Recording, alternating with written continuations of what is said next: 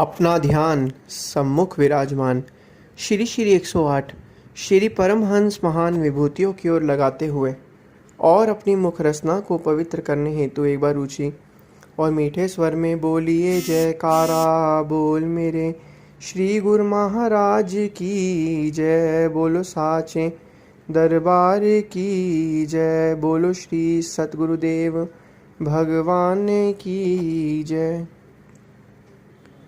गुरुमुखों, हर गुरुमुख शिष्य का कर्तव्य है कि वह अपने सतगुरु देव की बताई युक्ति के अनुसार भजन सिमरन करता रहे, उसके फल के बारे में चिंता ना करे। यह हमारी चिंता का विषय नहीं है। सज्जनों, सत्संग किसी समय, घड़ी, दिन का मोहताज नहीं है।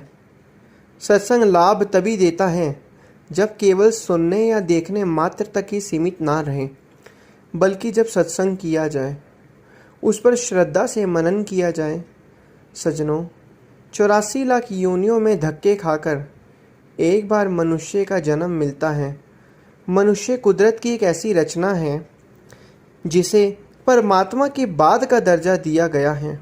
मनुष्यों में बुद्धि और विवेक के आभूषण होते हैं, फिर भी अपने इस अनमोल जीवन को मिट्टी में मिला रहा है।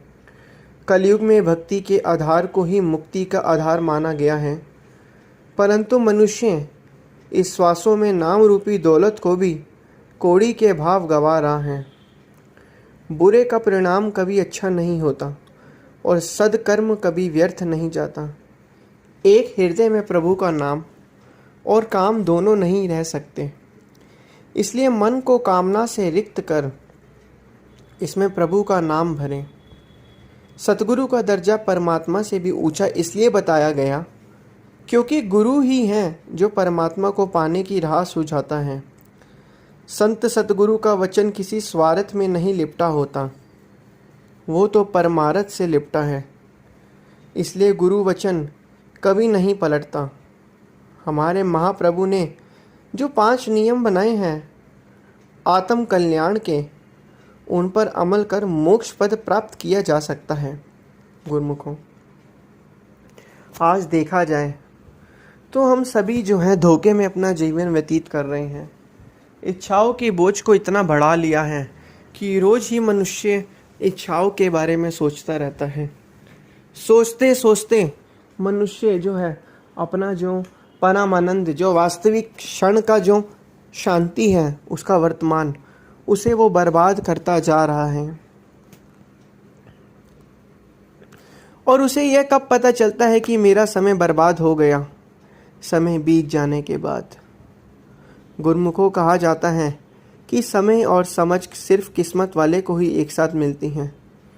जिसके पास समय होता है उसको समझ नहीं आती है, और जिसको जब समझ आती है तब उसका समय जो है निकल जाता है। महापुरुष यही अपने बार बार वचनों में फरमाते हैं कि गुरुमुखों, आपका जीवन जो है इस धराधाम पर आने का सिर्फ एक ही मकसद है, गुरु की परमपिता परमात्मा की बंदगी करना।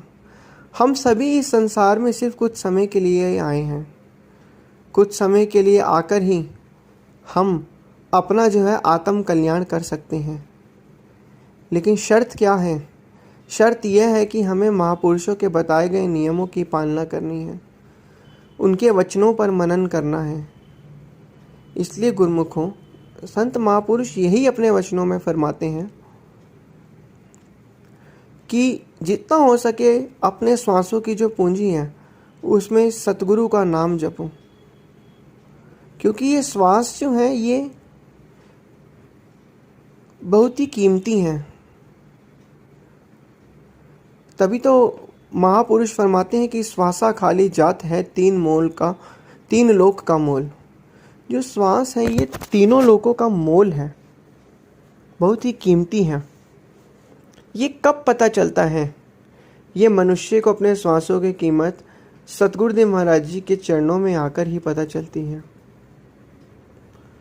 मनुष्य कहता तो है कि मैंने बहुत कुछ कर लिया है, लेकिन असल में उसने कुछ नहीं किया है। अगर किया ही है तो वो जो माना जाएगा किया हुआ, वो सिर्फ परमपिता परमात्मा की बंदगी ही मानी जाएगी, वरना तो ये जीवन व्यर्थ ही जा रहा है।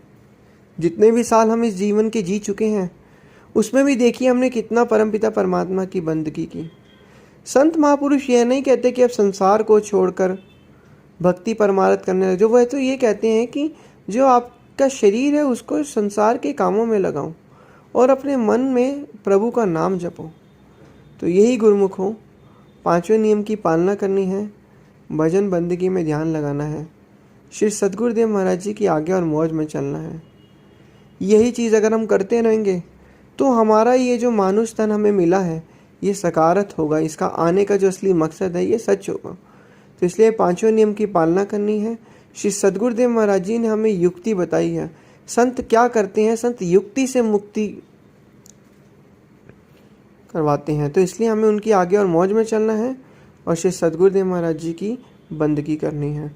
बोलो जयकारा बोल मेरे श्री गुरु महाराज की जय। बोलो साचे दरबार की जय। बोलो श्री सद्गुरुदेव भगवान की जय।